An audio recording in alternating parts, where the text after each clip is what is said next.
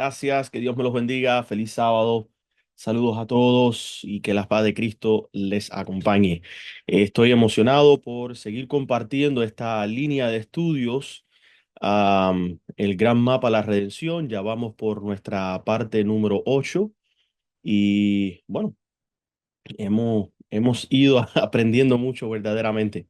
Y hoy vamos a estar hablando, concentrándonos en el libro de Daniel, para poder ir viendo la línea profética desde el libro de Daniel, algo muy interesante, am, y cómo podemos nosotros ir sacando paralelismos, ¿verdad? Haciendo comparaciones desde el libro de Daniel para nuestra preparación para estos últimos días, para estos últimos tiempos.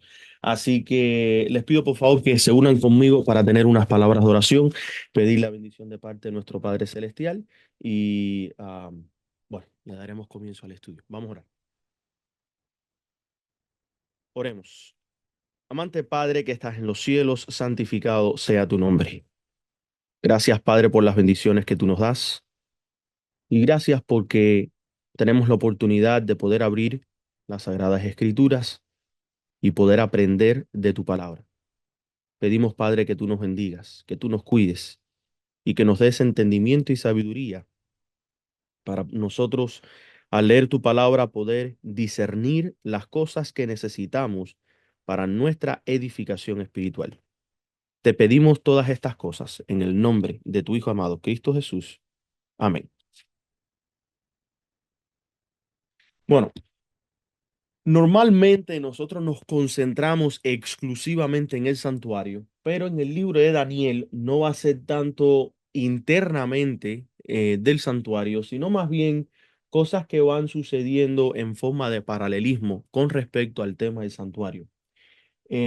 Vamos a estar estudiando que Dios no entregó el libro de Daniel para satisfacer curiosidades proféticas ni para entretener nuestras mentes inconstantes. Él lo dio para despertar a un pueblo dormido, para pulir un remanente y para restaurar el pacto eterno que el pecado intentó borrar. El libro entero late con el corazón, ¿verdad? Del Dios que rescata, que disciplina, que guía, que levanta y que finalmente vindica a sus fieles. Desde el primer capítulo hasta el último, Daniel no es un simple registro histórico. Estaba buscando referencias en la página web de la Iglesia Adventista y me llamó la atención que ellos ponen al libro de Daniel como un registro histórico y eso casi me traumatiza. Es el libro de Daniel, hermanos, es como una cartografía divina del plan de la redención. Daniel es el mapa inspirado del camino de Dios y nosotros vemos que cuando Nabucodonosor derribó a Jerusalén y arrasó el templo, parecía que la historia del pacto había terminado, pero Dios tomó a un joven hebreo cautivo y lo convirtió en profeta del fin del mundo. En medio de ruinas, Dios levantó un mapa, un libro capaz de conducir a todos los exiliados antiguos y modernos de Babilonia hasta la nueva Jerusalén. Am, estoy moviendo aquí de lugar, un momentico, déjeme volver a acomodar. Am, ok, ahí se debe ver la pantalla, ¿verdad? Perfecto. Ok, entonces, analizando un poco más esta historia de Nabucodonosor, vamos a analizar primeramente el capítulo uno, ¿ok? Daniel, capítulo uno, la preparación del remanente. Vemos nosotros que los tres jóvenes hebreos y el mismo Daniel rehúsan el vino y el pan de la Babilonia. Muchas personas creen que lo único que ellos negaron fue la carne, ¿verdad? Y esto tenemos que estudiar un poco más allá, porque no es solamente la carne. Ellos decidieron no contaminarse, dice la Biblia, con la porción de la mesa del rey. El rey no solamente comía carne. Ellos no querían tomar nada que viniera de Babilonia, porque ellos querían dar un testimonio. Y ese testimonio era el que el Dios de los hebreos es el único Dios verdadero, real, que podía sustentarlos. Y lo interesante de toda esta historia, Daniel, es que él le pidió al capitán de los eunucos o al que estaba encargado de los eunucos, en la Biblia, en la King James, usa la palabra pulse, que le diera pulse, que eso se traduciría a nuestro tiempo como a, en este caso, lo que serían ahora no sé la palabra específicamente, pero lo que serían los frijoles, las lentejas. Era la comida que normalmente se le daba a las personas bien, bien pobres, a la clase más baja. No tenía una variedad de alimentos, ¿verdad? Y por eso es que se asustó, por eso es que se preocupó mucho el que estaba encargado de ellos, porque él dijo, espérate, si ustedes no se van a alimentar bien, a mí me van a cortar la cabeza. Pero o sea, estos tres jóvenes hebreos pusieron las cosas a prueba. Am, y lo más interesante de la gran prueba que ellos hicieron fue que verdaderamente no se contaminaron. No se contaminaron con Babilonia, aunque estaban en el medio de la Babilonia. Y en el libro de Daniel y el Apocalipsis, que fue el libro que recopiló Uriah Smith y él editó con todos los escritos de los diferentes pioneros adventistas, ahí se menciona que Nabucodonosor no era un monstruo. Nabucodonosor permitía que eh, cada persona capturada, ¿verdad?, practicara su religión, adorara a sus dioses, viviera la vida de acuerdo a sus pensamientos, ideas. Él incluso hizo una prueba hacia los sabios y él llegó a la conclusión que los jóvenes hebreos eran mucho más sabios que los sabios que existían en su tierra. Así que todo esto, hermanos, todas estas bendiciones que vemos nosotros de parte de los tres jóvenes hebreos, de Daniel, es porque ellos decidieron no contaminarse, ¿verdad? Y la pregunta que debemos hacernos nosotros hoy es, ¿has tú decidido no contaminarte con las cosas de Babilonia?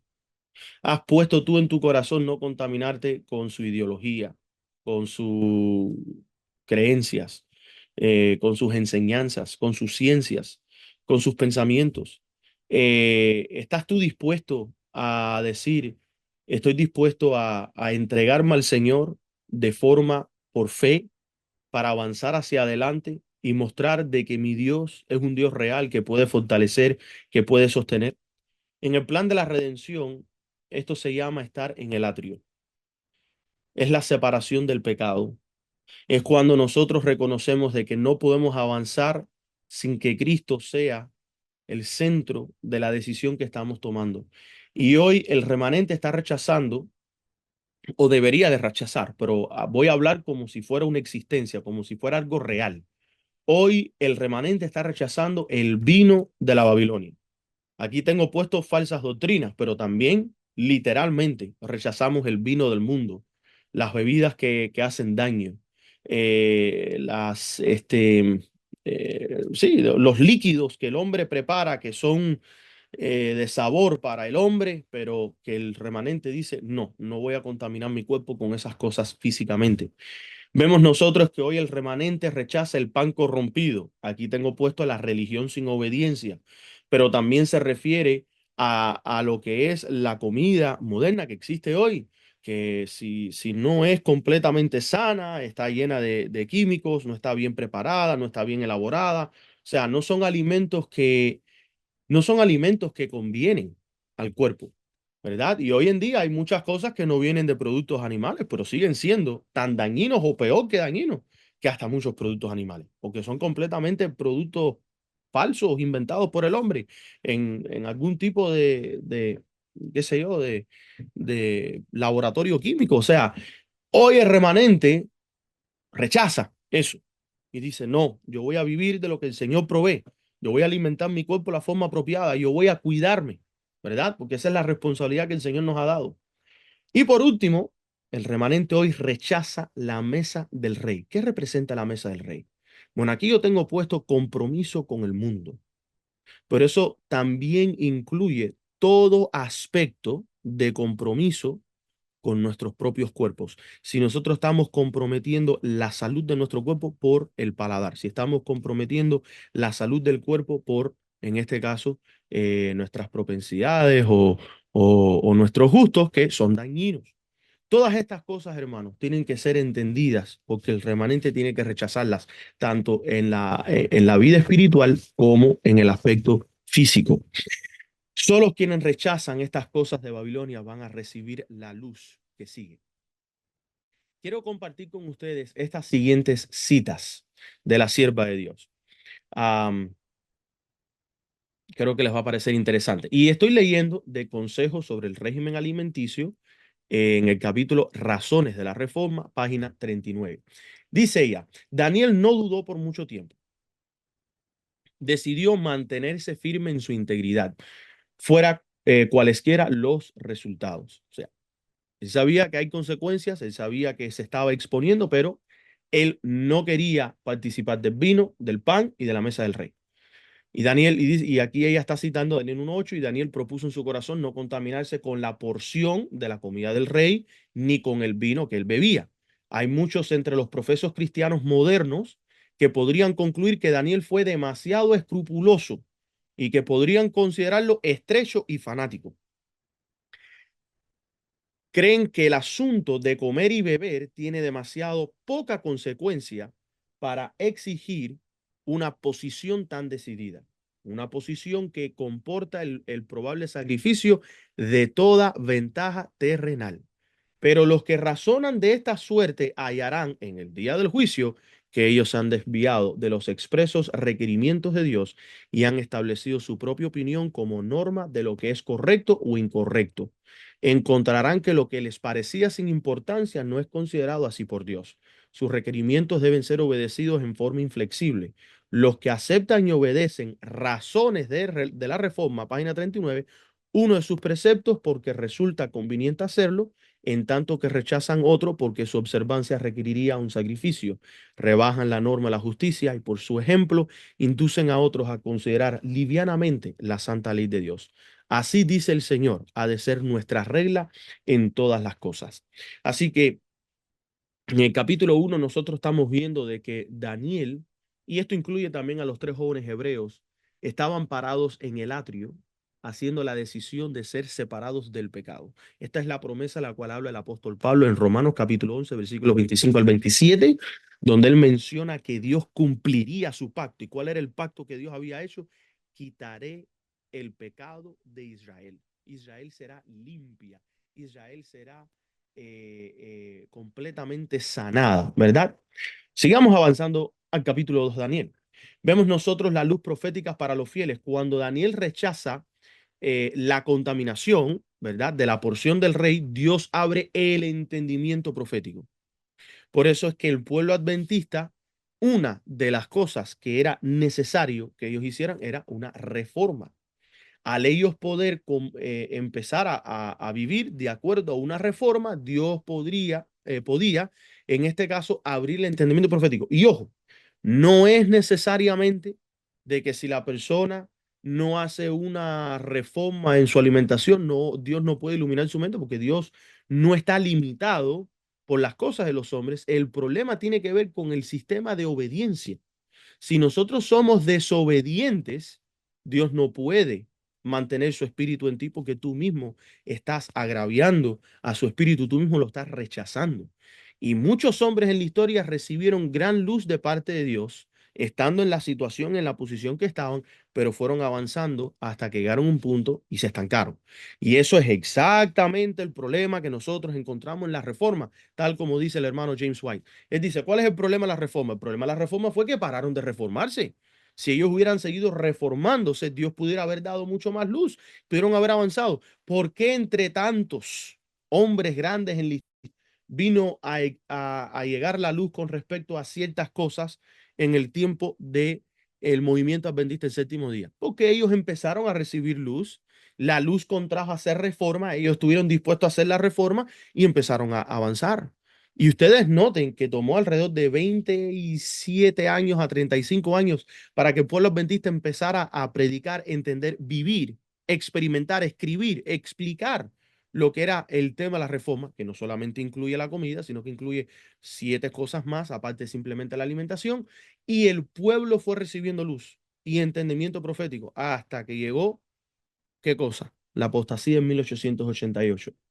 En Daniel capítulo 2:22 dice el versículo que él revela lo profundo y lo escondido, pero no es solamente a cualquiera.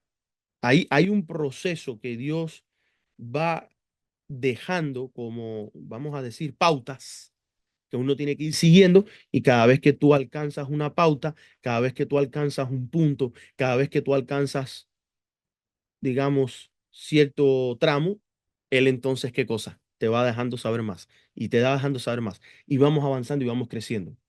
Esta es la mesa de los panes de la propiciación que nosotros encontramos dentro del lugar santo.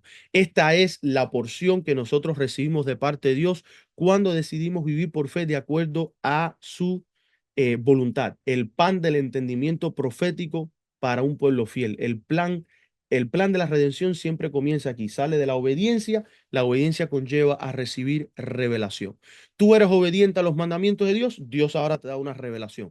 Tú eres obediente a los mandatos que Dios da, Dios te da ahora una revelación. Tú eres obediente, eh, eh, no sé, a ver, en las instrucciones que Dios da de cómo guardar el sábado, Dios te va a dar revelaciones más del sábado. Tú eres obediente en la revelación, perdón, en los mandatos que Cristo da con respecto a las leyes del Antiguo Testamento, Dios te va a dar a ti una revelación de las cosas del Antiguo Testamento. O sea, así es como va funcionando. Y la hermana White dice en el deseo a toda la gente, para aquellos que buscan la luz, la buscas y la aceptan con alegría, la recibes, brillarán los brillantes rayos del trono de Dios. Aquí vemos nosotros, se recibe la luz, se obedece a la luz y recibes entonces ¿qué cosa? Revelación, ¿verdad? Así que obediencia conlleva hacia revelación. Es como un puente y son los pasos que vamos nosotros eh, avanzando. Daniel capítulo 3. Bueno, aquí está la imagen y la adoración forzada.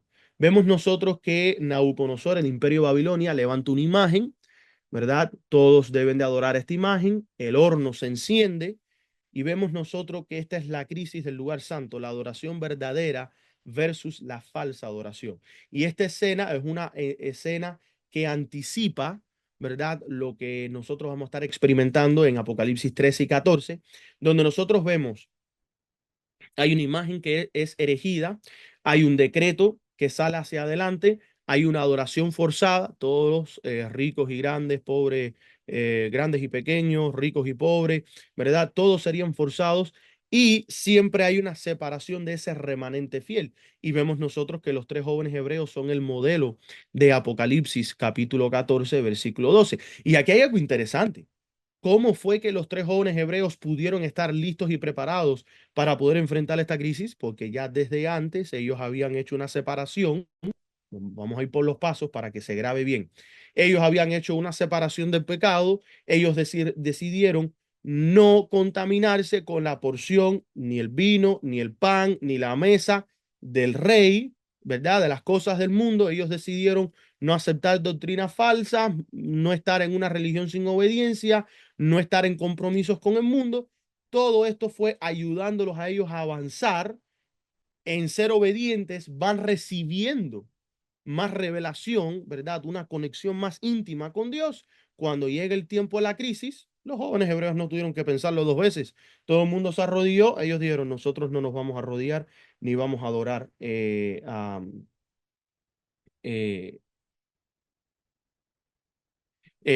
o sea, no vamos a arrodillarnos, no vamos a adorar a la imagen, no vamos a hacer nada de esto, ¿verdad? Ok. am, Seguimos entonces para leer esta cita que se encuentra en Seguridad y Paz, el conflicto de los siglos, páginas 496 al 503, y habla lo siguiente.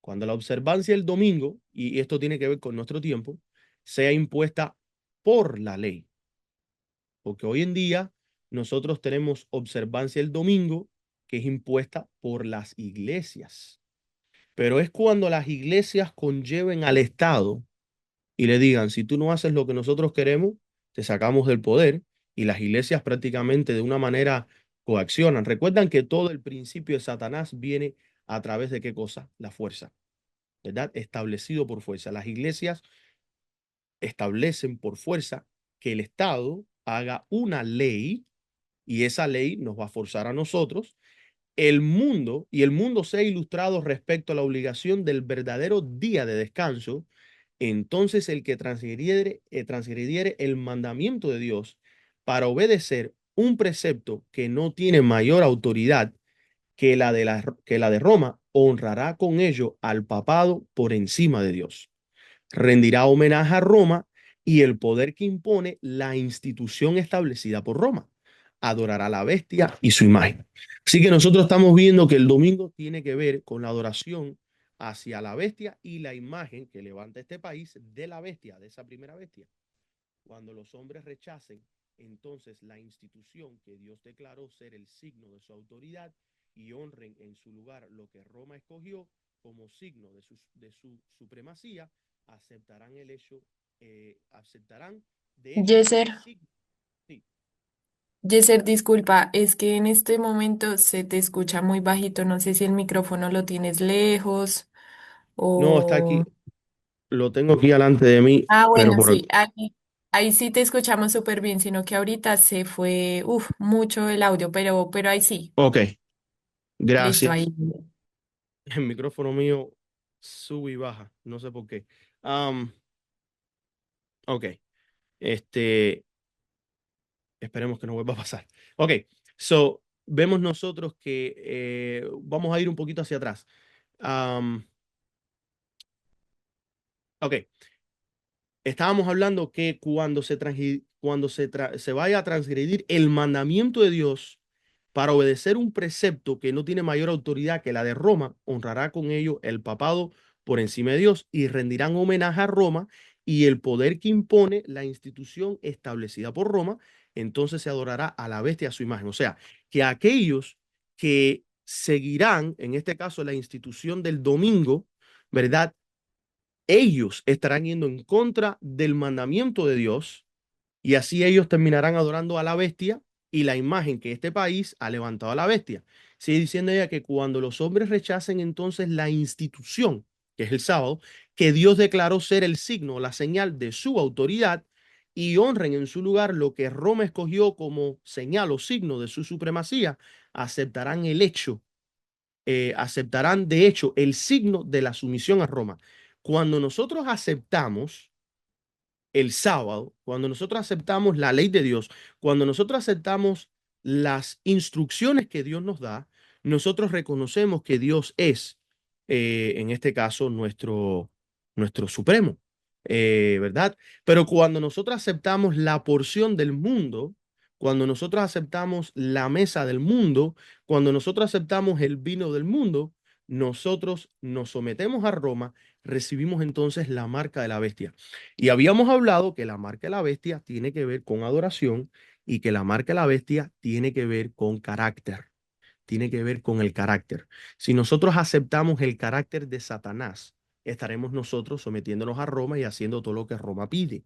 Y por ende recibimos la marca de la bestia. Si nosotros hacemos lo que Dios nos manda, lo que Dios nos pide, lo que Dios requiere, nosotros recibimos el carácter de Dios, más revelación, obediencia es igual, o sea, obediencia te conlleva revelación y por ende nosotros recibimos el sello del Dios vivo.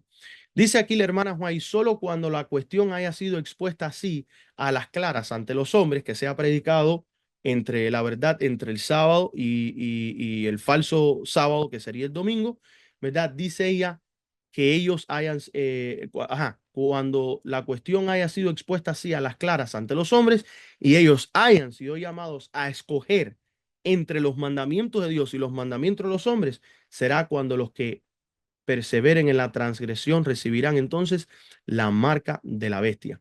Al final de la lucha, toda la cristiandad quedará dividida en dos grandes categorías: los que guardan los mandamientos de Dios y la fe de Jesús, y los que adoran a la bestia y su imagen reciben su marca. Si bien la iglesia y el Estado se unirán, porque no están unidos, pero se unirán para obligar a todos, pequeños y grandes, así ricos como pobres, así libres como esclavos, a que tengan la marca de la bestia, el pueblo de Dios no la tendrá. El profeta de Patmos vio que los que habían salido victoriosos de la prueba de la bestia y de su imagen y del número de su nombre estaban sobre aquel mar de vidrio teniendo arpas de Dios y ellos cantaban el cántico de Moisés y del Cordero. Así que el capítulo 3 de Daniel prácticamente nos está anticipando esa crisis literal que nosotros vamos a estar pasando. Ellos fueron puestos dentro del horno de fuego porque ellos no decidieron ser forzados a la adoración de esta imagen que fue levantada y Dios los protegió dentro del fuego. Antes del cierre de la gracia habrán mártires, pero el martirio siempre tiene propósito.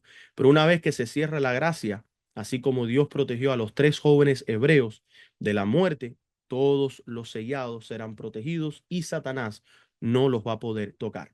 Pasemos al capítulo 4 de Daniel. Vemos nosotros el orgullo que sube hasta el cielo.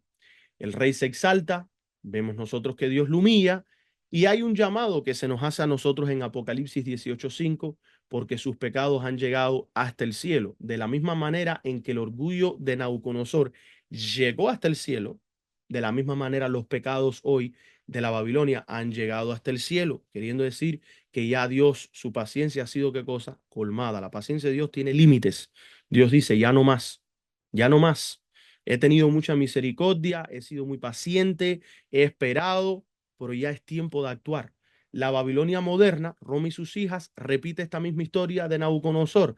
El plan de la redención incluye el juicio de los poderes orgullosos que usurpan el lugar del Altísimo. Y la historia de Nabucodonosor puede ser nuestra misma historia. Y veamos un poco de nuestra historia como adventista el séptimo día. Miren lo que dice esta cita que se encuentra en el Conflicto de los Siglos, página 477, párrafo 1. Dice, en el servicio ritual típico, el sumo sacerdote, por cierto, el servicio ritual típico es el servicio levita. El antitípico es la orden de Melquisedec, que es por donde Cristo es sumo sacerdote. Son dos órdenes. La levita era una sombra de la de Melquisedec. ¿Ok? Ok, so en el servicio ritual típico, el sumo sacerdote echa la propiciación por Israel, salía y bendecía a la congregación. Así también Cristo, una vez terminada su obra de mediador, ¿ok? Cuando se cierre la gracia, aparecerá sin pecado, y esto es muy importante, no hay pecado, no hay nada que tenga, ya todo ha sido depositado en el santuario, fue recogido en el santuario, fue limpiado y ahora es transferido hacia Sacel. Dice aquí que sin pecado para la salvación, para bendecir con el don de la vida eterna a su pueblo que le espera. Así como al quitar los pecados del santuario, el sacerdote los confesaba sobre la cabeza de quién? Del macho cabrío emisario. Así también Cristo colocará todos estos pecados sobre Satanás. Permiso. Autor, instigador del pecado. El macho cabrío, emisario, que cargaba con los pecados de Israel, era enviado a tierra inhabitada o desierto. Así también Satanás, cargado con la responsabilidad de todos los pecados que ha hecho cometer al pueblo de Dios, será confinado durante 1000 años en la tierra, entonces desolada y sin habitantes, y sufrirá finalmente la entera penalidad del pecado en el fuego que destruirá a todos los impíos. Así el gran plan de la redención alcanzará su cumplimiento en la extirpación final del pecado y la liberación de todos los que estuvieron dispuestos a renunciar al mal. ¿Cómo era que el pecado era sacado de el pueblo de Israel, del campamento? Tenía que ser puesto en ese macho cabrío y ese macho cabrío tenía que ser llevado allá al desierto. Normalmente lo llevaba el fit man, se levantaba, se tiraba por un despreñadero y tenía que quedarse ahí él hasta que muriera el animal, porque el pecado simbólicamente estaba en el animal. Si el animal regresaba al campamento, se regaba el pecado y venía la mortandad, que como varias veces pasó en el tiempo de Israel, donde tuvo que salir Aarón con el incensario y regar el incienso por el medio del campamento, porque no porque existe una historia donde el sumo sacerdote haya sacado los pecados y los pecados regresaron, o sea, eso nunca sucedió en la historia y tipológicamente tampoco nunca sucederá, pero o sea, en el aspecto de que cuando el pecado deliberadamente ahora se riega por el campamento, como sucedieron varias veces por ejemplo, la rebelión de Datán, Corán y Abirem, perdón, ajá, Datán, Coré y Abiram, ¿verdad? Se regó el pecado, hubo una gran mortandad. Y así sucedió también cuando estaban acostándose con las sacerdotisas, cuando Acán hizo lo que hizo, o sea, todas esas cosas, hermano, nos conlleva a nosotros a entender la gran realidad de la gran obra que está haciendo Cristo. Para cuando Cristo vaya a salir a transferir esos pecados, si nosotros estamos continuando pecando, estamos en problemas, porque ya Él no va a regresar adentro a limpiar el santuario, recoger esos pecados para ponerlos en Satanás. No puede. Se acabó esa obra. Y miren ustedes lo que dice la hermana White. En el tiempo señalado para el juicio, ojo, séptimo mes, décimo día, al fin de los 2300 días. ¿Cuándo terminan los 2300 días? Y esto lo vamos a ir estudiando porque tiene que ver con los gráficos, pero los 2300 días terminaron en el 1843/1844. Se espera al séptimo mes del 44, décimo día, Cristo pasa al lugar santísimo y empezó la hora de investigación y el acto de borrar los pecados. ¿Cómo los borra? Los transfiere para ponerlos en Satanás. Todos los que hayan profesado el nombre de Cristo deben pasar por ese riguroso examen. Tanto los vivos como los muertos deben ser juzgados de acuerdo con las cosas escritas en los libros según sus obras. Así que tipológicamente, lo que nosotros vimos de que el rey se exaltó, llegó el pecado al cielo, Dios lo humilla, lo mismo pasa en Apocalipsis 18. Dice el mensaje, salid de ella, pueblo mío. Llega un punto donde Dios dice, ya mi paciencia ha llegado a su límite, ya voy a enviar los juicios sobre la tierra, Cristo va a terminar su obra, por ende se hace el llamado, así como se le hizo al rey Nabucodonosor, que por 7 años fue entregado a ser una bestia, ahora se le hace el llamado y al séptimo año él reconoce que el único Dios verdadero es Dios de justicia, de misericordia, de amor, infinita, ¿verdad? Y él regresa y reconoce quién era Dios. Nabucodonosor es un ejemplo de reyes que sirvieron a Jehová, al igual que Ciro en los medios y los persas y Artajerjes, etcétera, etcétera. Así que todo esto, hermanos, es importante entender en qué tiempo estamos viviendo. En el día antitípico de, en este caso, el juicio investigador, ¿verdad? El día del juicio, el Yom Kippur. Ok, vamos ahora a ver a Daniel 5. ¿Qué pasa con la Babilonia completamente, cuando rechaza completamente aquello por lo cual Nabucodonosor aprendió? ¿Verdad? Que es lo mismo que va a pasar con las iglesias caídas. Se les da el chance, se les da la oportunidad, pero la mayoría rechaza la luz, rechaza la verdad, y entonces viene la caída de la Babilonia, que esto es, tiene que ver con Apocalipsis 18, o sea, tiene su conexión, su paralelismo. Y vemos nosotros el juicio final escrito por el dedo de Dios, la escritura divina anuncia la caída, Mene, Mene, Tekel, Uparsin.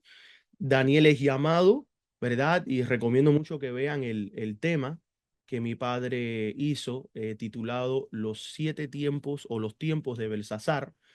Eh, a Daniel se le llama, ve esta escritura en la pared, Daniel lo ve, normalmente Daniel oraba para recibir el discernimiento de la interpretación de un sueño, una visión, pero en este caso no fue necesario. Daniel dice que entra, ve al rey. Me imagino yo que ve a la pared, ve al rey, ve a la pared, ve al rey, y él supo lo que estaba leyendo. Y dice la Biblia en Daniel capítulo 5 que él le dio la interpretación. Fíjense, no le dio la traducción. Él le interpretó lo que estaba escrito. ¿Qué quiere decir Mene, Mene, Tekel, Uparsin? Bueno, si él lo traduce, hubieran salido 25 o 20 guerras.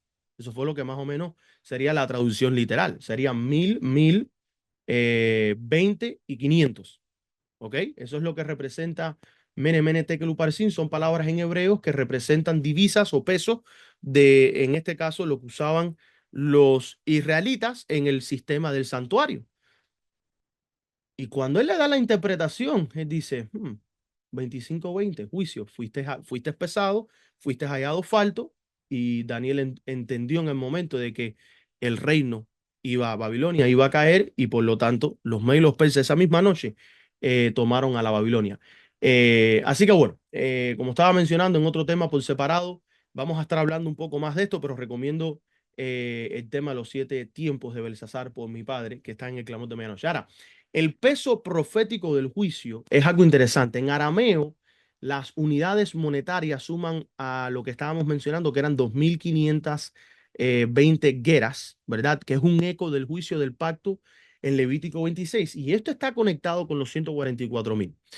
Dios entrega una profecía de separación y al final de esta profecía llegaría el tiempo de reunión. La hermana White dice que nosotros estamos en el tiempo de reunión. Y vemos algo interesante. Un hermano recientemente me compartió los siguientes versículos conectados con este tema, que los voy a compartir con ustedes, pero antes de avanzar, un pequeño punto que debemos de entender. ¿Qué sucedió? Ahí donde estaba la cita. ¿Qué sucedió en el tiempo señalado en el 1844, séptimo mes, décimo día. Cristo entró en el lugar santísimo y le dio comienzo al día de la expiación. Y yo tengo tres preguntas para ustedes, porque esto es importante. En el, en el Antiguo Testamento, cuando el sumo sacerdote entraba al lugar santísimo en el día de la expiación, el único día que él entraba, ¿cuánto tiempo se demoraba en salir?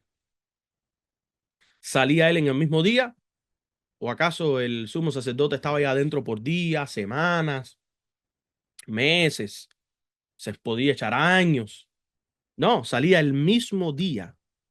El mismo día que se entra al lugar santísimo, ese mismo día se tiene que salir, porque al día siguiente era la fiesta de las cabañas, que empezaba el pueblo a vivir en alegría y en agradecimiento a Jehová porque fueron limpiados de sus pecados. Así que esa es la primera pregunta. ¿Ok? Si el sumo sacerdote entraba y salía en el mismo día, era porque tenía que completar la obra en el día del juicio, en el día del Yom Kippur. Pregunta, mis queridos hermanos. Cristo entró en el lugar santísimo el 22 de octubre de 1844. Y esto es una pregunta, todavía no vamos a estudiar el tema, no tengo la evidencia frente a ustedes porque no estoy tratando de convencer a nadie de esto, solamente quiero que ustedes analicen. ¿Ha parado de ser el día de la expiación? ¿Cesó el día de la expiación? ¿O sigue estando Cristo funcionando como sumo sacerdote en lo que es para nosotros el día antitípico de la expiación? Todavía es el día de la expiación. Todavía no se ha acabado. Y este tema es importante porque viene la tercera pregunta. ¿Cuántas fiestas puede el pueblo de Israel celebrar al mismo tiempo? ¿Puede el pueblo de Israel estar celebrando varias fiestas al mismo tiempo? ¿Puede el pueblo de Israel estar celebrando en un mismo día dos o tres fiestas al mismo tiempo? No. Las fiestas tenían que ser en su tiempo, ¿qué cosa? Señalado, determinado. Y esto es interesante, hermanos, porque estábamos viviendo en el día antitípico del juicio de investigación, el día del Yom Kippur. Cristo no ha salido del lugar santísimo. El día en que salga, estamos en problemas si no estamos nosotros completamente consagrados al Señor. Ahora, regresando al tema del tiempo de reunión, la razón por la cual estamos en el tiempo de reunión era porque de todas las fiestas, habían tres. Estaba la fiesta de la primavera que empezaba con la Pascua y venía la primera fiesta que era la fiesta de los panes sin levadura y pasaba una semana, ahí también estaba las primicias, venía entonces el Pentecostés, que era la primera cosecha para agradecimiento al Señor y esa era la segunda fiesta en el año, al final de la primavera, 50 días después de lo que era el tiempo de la Pascua, los panes sin levadura y las primicias, y venía entonces en el otoño las tres santas convocaciones, 10 días de trompeta, en el décimo día de la décima trompeta entraba el tema de el juicio investigador y después del Yom Kippur, al siguiente día, el día 11, empezaba el tema de la fiesta de las cabañas. Ojo, la única fiesta, porque no siempre, la hermana White dice que no todos podían ir a todas las fiestas anualmente. La única fiesta que nadie se perdía era la fiesta, o en este caso, la santa convocación del día de Yom Kippur. Nadie se perdía esa fiesta. Todo el mundo, si no podían venir en la Pascua, si no podían venir en esta, todo el mundo es Yom Kippur. Y la Pascua era importante, pero bueno, no siempre se podían reunir todos en Jerusalén. Pero o sea, el tiempo de reunión que es clave para el pueblo adventista es 22 de octubre de 1844. Que por eso es que de ese punto en adelante, el hermano White dice, ya no estamos en tiempo de dispersación, ya se acabó la profecía de los 2520 años. Todas las profecías de tiempo, 1844, no habrá más tiempo. No hay más tiempo, hermanos. Se quedó en el 1844. Ahora estamos en el tiempo reunión donde el pueblo se reúne, donde el pueblo viene junto porque está preparándose, está consagrándose. Voy a regresar al principio del capítulo 1. Ha decidido no tomar del vino de la Babilonia, ha decidido no corromperse con el pan de la Babilonia, ha decidido no participar de la mesa del rey. ¿Por qué? Porque estaba viviendo en el día antitípico de qué cosa? Del juicio. Es tiempo de preparación. Cuando se cierre la gracia, el que no está listo se quedó y el que está listo y preparado avanzará. Entonces, miren lo que me compartió este hermano. Hechos capítulo 1, versículo 6 al versículo 9.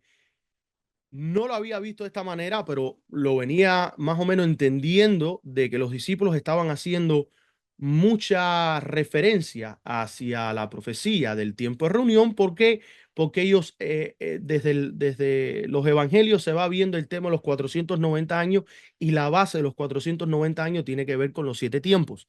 Pero eso sería para otro tema, pero solamente les voy soltando para que vayan entendiendo. En Hechos 1, 6 al 9, después de la resurrección de Cristo, dice que entonces los que se habían reunido le preguntaron diciendo, Señor, ¿restaurarás el reino de Israel en este tiempo?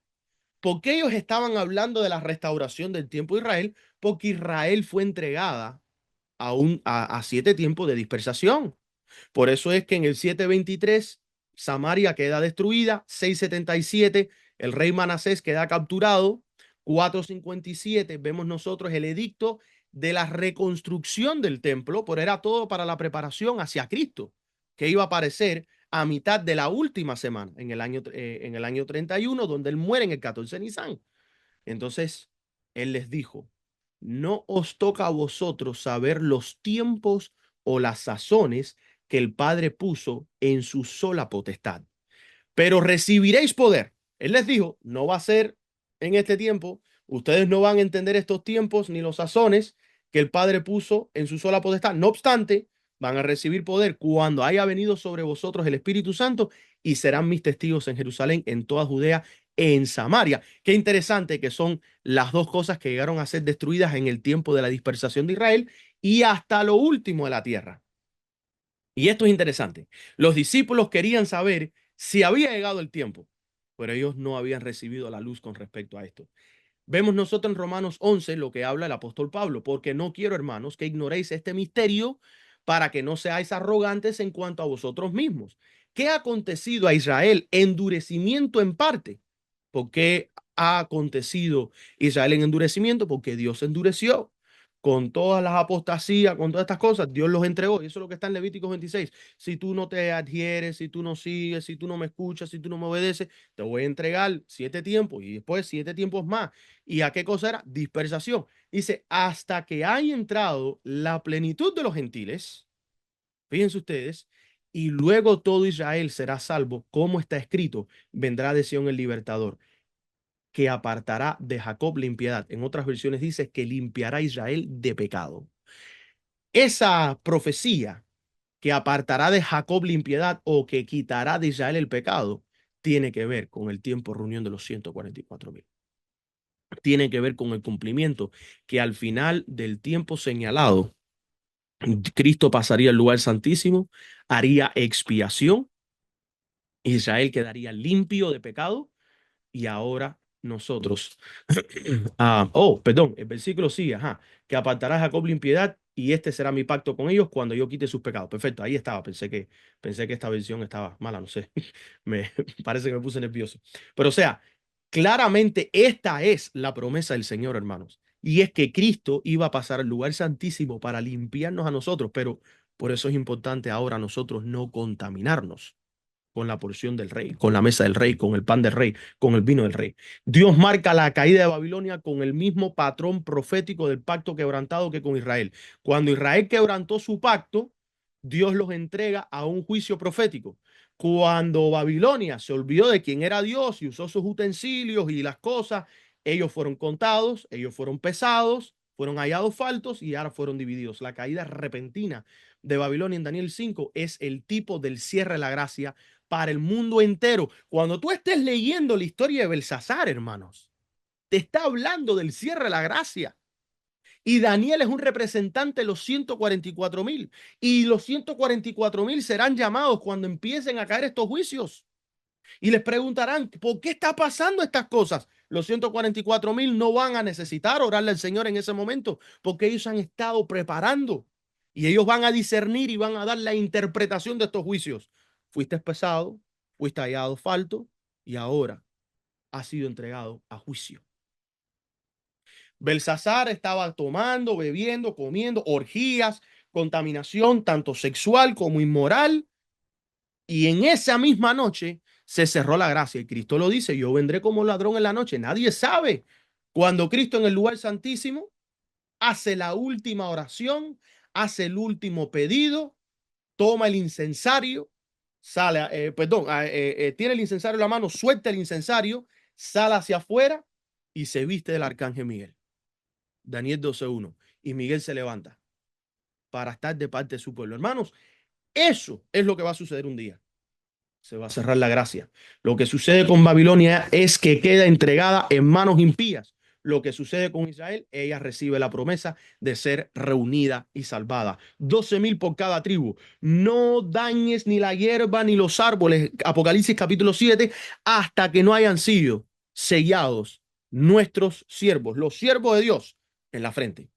No se toque nada. Cuando estos sean sellados, vendrá entonces la destrucción sobre la tierra. Vamos a avanzar a Daniel 6, la ley, el decreto y el remanente. Vemos nosotros que hay un decreto, el remanente tendrá que pasar por un decreto.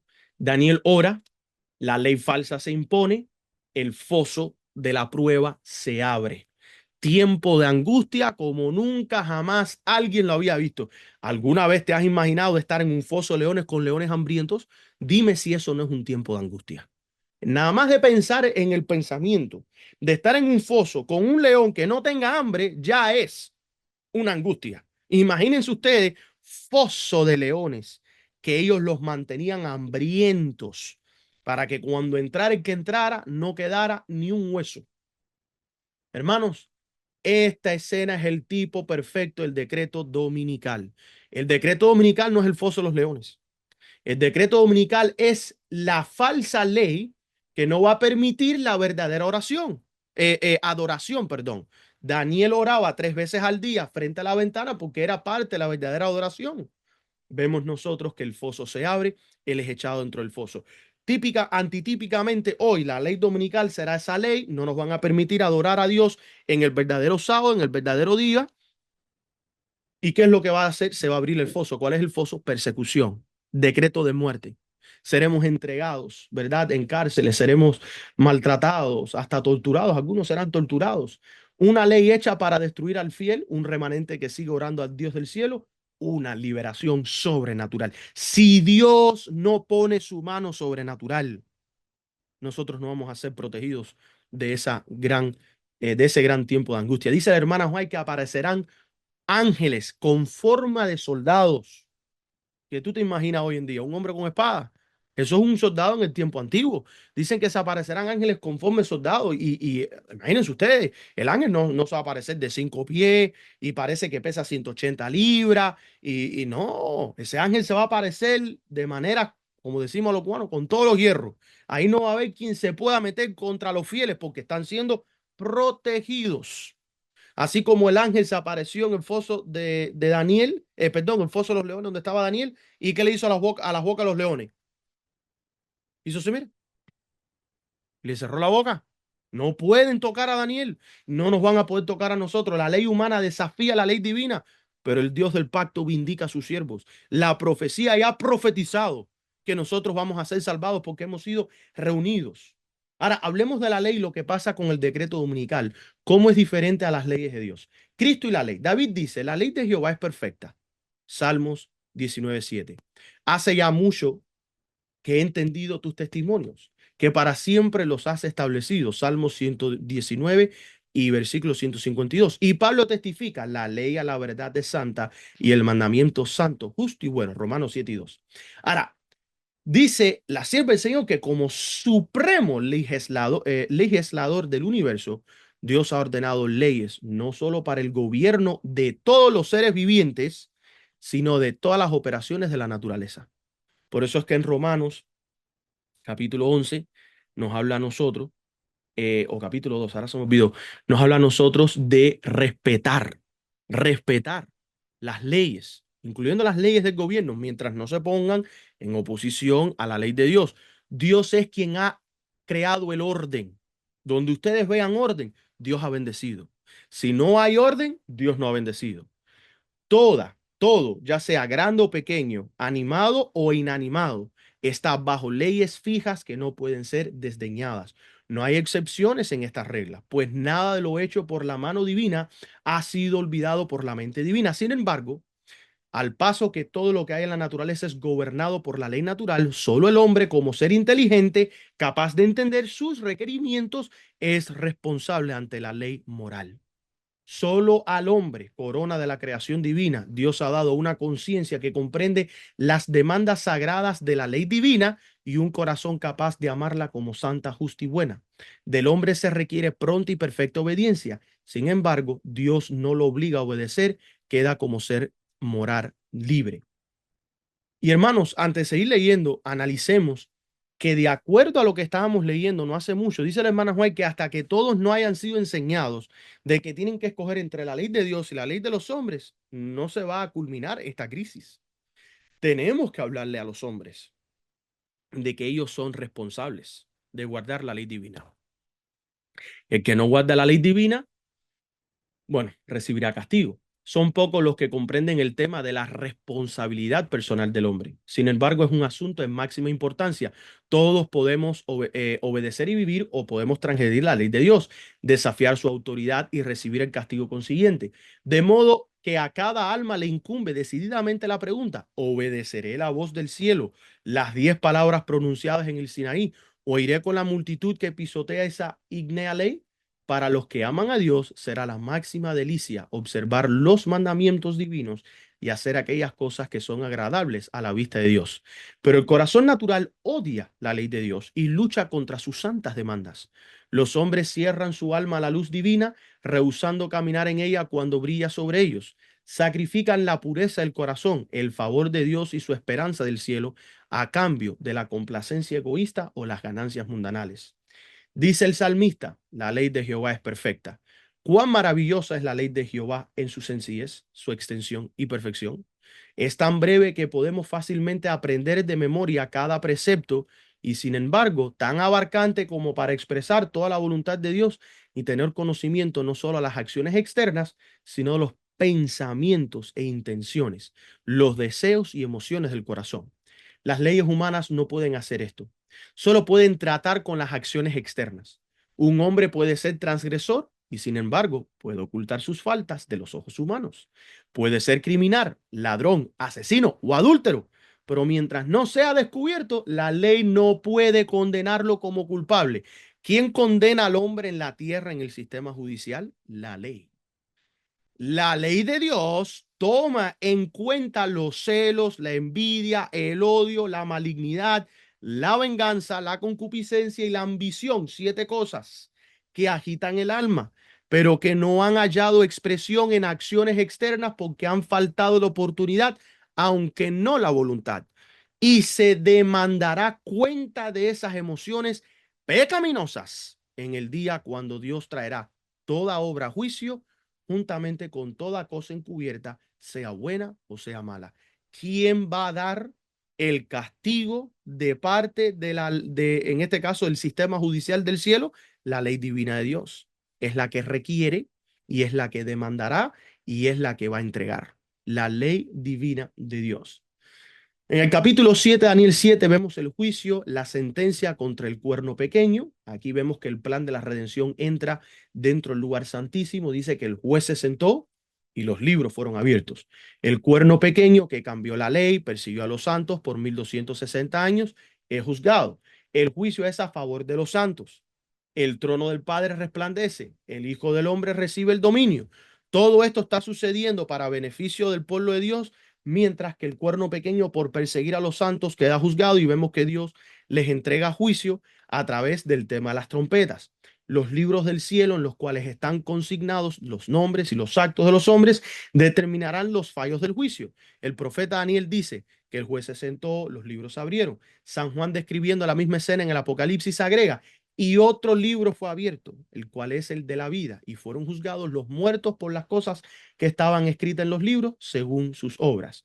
El libro de la vida contiene los nombres de todos los que entraron alguna vez en el servicio de Dios.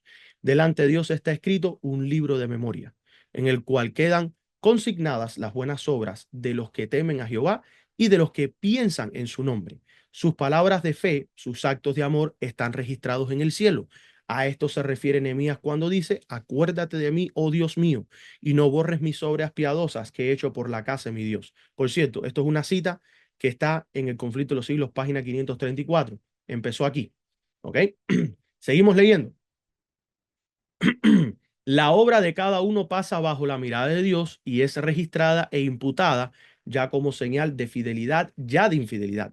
Frente a cada nombre en los libros del cielo aparecen con terrible exactitud cada mala palabra, cada acto egoísta, cada deber descuidado, cada pecado secreto, con todas las tretas arteras.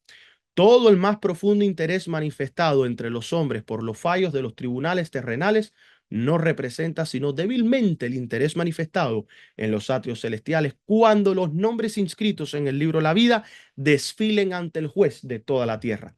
El divino intercesor aboga porque a todos los que han vencido por la fe en su sangre se les perdonen sus transgresiones, a fin de que sean restablecidos en su morada edénica y coronados con él como coherederos del señorío primero. Pregunta, ¿frente a quién está Jesús intercediendo? Está Jesús intercediendo frente a Satanás y dice, por favor, Satanás, no los destruya, ellos han vencido por mi fe, ellos están aquí. No, Cristo está intercediendo frente al juez, que el juez no los destruya, porque Cristo está abogando por ellos y les está diciendo, ellos han vencido por la fe en mi sangre, perdona sus transgresiones, ¿verdad? Quita de ellos el pecado, cumple la promesa. Y eso es exactamente lo que Dios hace.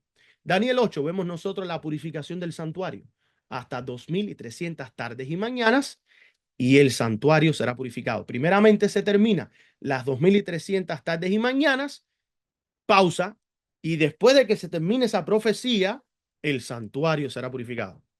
Hice este énfasis por otro estudio más. Sé que estoy mencionando muchos estudios, pero bueno, es para dejarlo con ganas de regresar a seguir estudiando el tema del santuario y el tema de las profecías. Este es el corazón del plan de la redención. Vuelvo de nuevo. Hasta 2300 tardes y mañanas. Pausa. Y después que se termine la profecía, el santuario será purificado. Esa tiene que ver con la obra final de Cristo como sumo sacerdote. Y regreso a las preguntas que estaba haciendo. ¿En qué día entró Cristo al lugar santísimo? En el día del juicio, en el Yom Kippur. Pregunta, ¿ha parado, ha cesado Cristo de hacer su obra en el Yom Kippur? No. ¿Puede el pueblo estar celebrando varias fiestas al mismo tiempo? No. ¿Cuál es la fiesta o cuál es la santa convocación en la cual el pueblo debería estar hoy conectado, concentrado, pensando activamente, meditando? El día del juicio, el día del Yom Kippur, ¿verdad? Ok. Este tema será para otro, más adelante. Pero yo quiero que estén atentos a la serie Las profecías de los gráficos 1843 y 1850, porque aquí nosotros vamos a estudiar la purificación, que tiene que ver con la restauración del pacto, lo que habíamos leído en Romanos 11, la eliminación del pecado, que es la promesa del pacto, y la vindicación del carácter de Dios. Ok, pero tenemos que seguir porque ya me he pasado de tiempo y no quiero cortar el tema antes de terminarlo. Daniel 9. Aquí vemos nosotros las 70 semanas y el corazón hermoso de ese evangelio que tiene un corazón que late con fuerza y aún a pesar de tantos años sigue.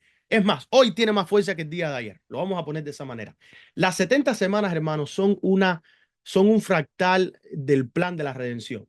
Y déjeme ver aquí ahora, esta parte no creo que la pensé. ¿Cómo escribo? Ok. Eh, creo que se puede hacer con esto. Am, ok, nosotros vemos que las 70 semanas, a Cristo le pregunta a uno de sus discípulos, dice, ven acá, ¿cuántas veces debo de yo de perdonar a mi hermano? Y Cristo le respondió, 70 veces 7, que es un equivalente a 490 años. Esta es la profecía de 457 hasta el año 34. Pero ¿qué iba a pasar la última semana? A mitad de la semana nosotros sabemos que el Cordero Pascual iba a ser ¿qué cosa? Iba a ser entregado. Y ese Cordero Pascual que fue entregado fue Cristo. Para aquellos que vieron el tema, y si no lo han visto, recomiendo que lo vean titulado 144.000 y los 2520, verán algo interesante con respecto al Cordero Pascual en el 14 Nisan del año 31. ¿Ok? Muy interesante y es importante que ustedes lo vean. Ok, ahora, ¿qué es lo que nosotros vamos a anotar aquí?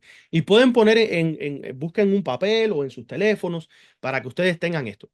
Si ustedes multiplican el número 70 veces por 7, ¿verdad? Que son las 70 semanas. Una semana son 7 días, cada día, un día por año son 7 años, es prácticamente 70 veces por 7. Vemos nosotros que nos da un equivalente a 490 años. Y aquí es donde viene lo hermoso, ¿verdad? Porque si nosotros notamos, el jubileo son 7 tiempos por 7 tiempos. Cada 7 años se daba un año sabático. La tierra descansaba. Las cosas más o menos en algunas partes del Antiguo Testamento vemos que hasta regresaban algunas personas de su labor, de su trabajo, etcétera, etcétera. Pero cuando se cumplía el séptimo año sabático, que serían 49 años, empezaba el jubileo, que tiene que ver con 49. Y es interesante que el 49 es prácticamente un número menor del 490.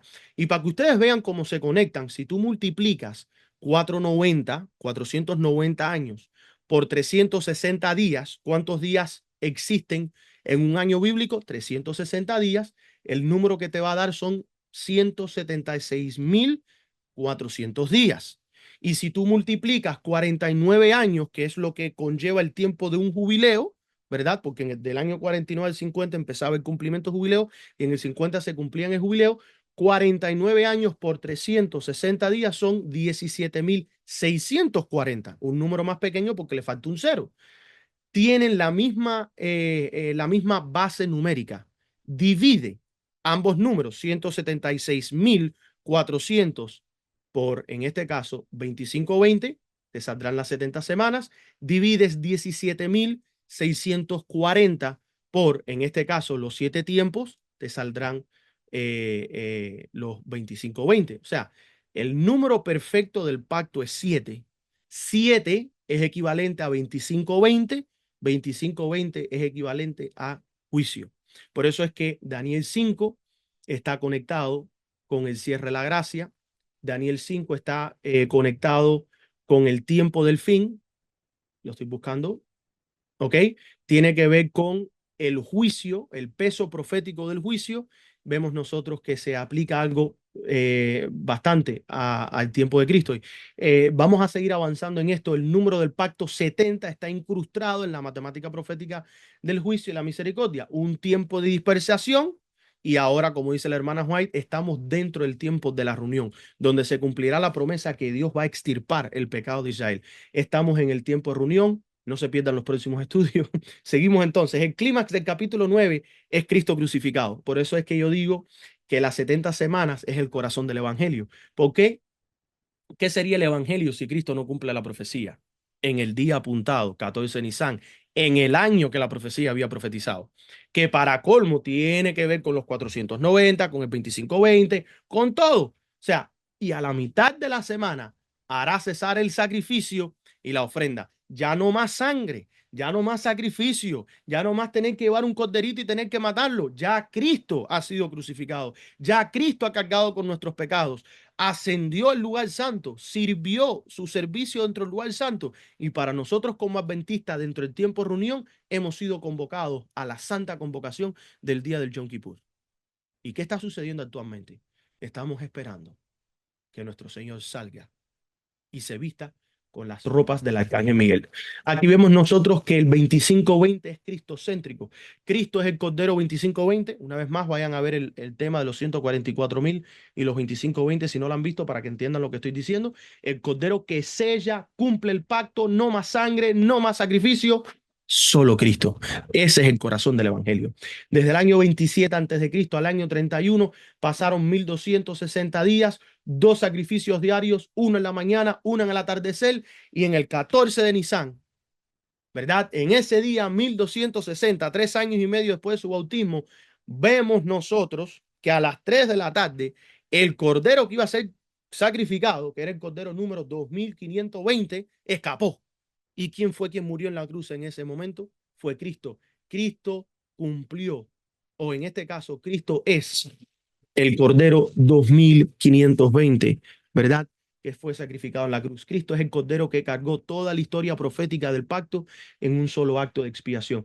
Este es el corazón del plan de la redención. Este es el centro de la profecía, hermanos. Daniel 11 y 12, ya para terminar, nos habla de la guerra final, la liberación del pueblo de Dios. Rápidamente, porque no nos vamos a concentrar en estos aspectos, pero lo vamos a estar estudiando más adelante. Ay, este micrófono. Lo vamos a estar estudiando más adelante, Daniel 11, Daniel 12. El conflicto culmina. El rey del norte llega a su fin, de acuerdo al versículo 45, nadie podrá ayudarle. Cierre de la gracia aparece, la bestia y su imagen se levantan, la libertad de conciencia es atacada, el remanente atraviesa la angustia sin precedentes y entonces el momento glorioso después de la cruz que tanto nosotros hemos estado esperando, en aquel tiempo se levantará Miguel y será tiempo de angustia cual nunca fue. Vemos nosotros que Miguel se levanta, significa fin de la intercesión. Ya salió Cristo del lugar santísimo, cesó el día de Yom Kippur. Cierre de la gracia. Cristo deja sus vestiduras de sacerdote y ahora se viste como el arcángel Miguel, preparado y listo para la guerra. Porque como dije al principio, si Dios no interviene con su poder, seremos destruidos. Tienen que venir ángeles en forma de soldados para defendernos. Las armas dicen que caerían, se doblarían frente a ellos. La agonía, el dolor, el sufrimiento. Imagínense qué le pasó a Saúl, al rey Saúl, cuando el Espíritu de Dios lo abandonó. Dice que era atormentado, ¿verdad? Era atormentado. Este decreto mortal, ellos creen que van a poder destruir la remanente. Lo único que van a hacer es ganar más, en este caso, tormento para sí mismo. La liberación del pueblo sellado sucede. Vemos la resurrección final. El plan de la redención llega a su último acto. Y hermanos, esta es la conclusión de la historia de Daniel, que es el mapa de tu redención, ¿ok? De parte de nuestro capitán. ¿Quién es el capitán? ¿Quién es nuestro capitán? Es Cristo. Y yo quiero que ustedes analicen algo.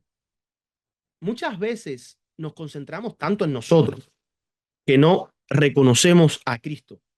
La hermana White fue quien es una de las que usa mucho este título para nuestro Señor Jesucristo. Dice capitán de las huestes angelicales.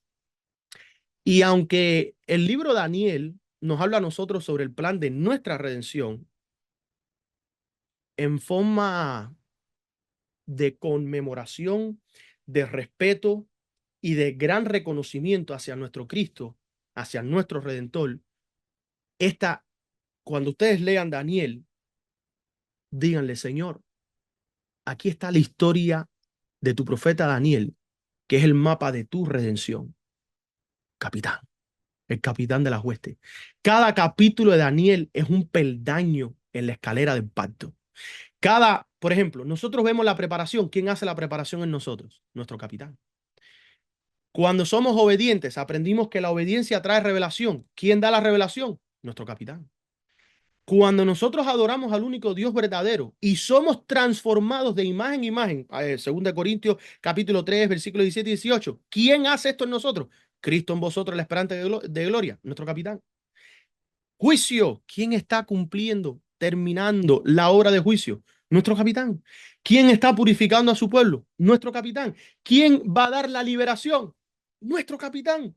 ¿Quién va a dar la restauración? Nuestro capitán. La historia de la humanidad está escrita en clave del pacto para que el pueblo pueda reconocer la gran obra maestra de nuestro capitán.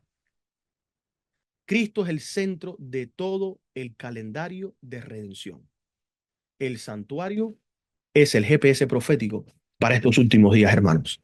Así que si tú estás buscando tu guía para poder navegar en estos últimos días, te invito a que vayas al santuario, pon ahí la dirección, Reino Celestial, dale ir, dile a Cristo, tu capitán, que se siente contigo, porque muchas veces creemos que Cristo es el que maneja el vehículo.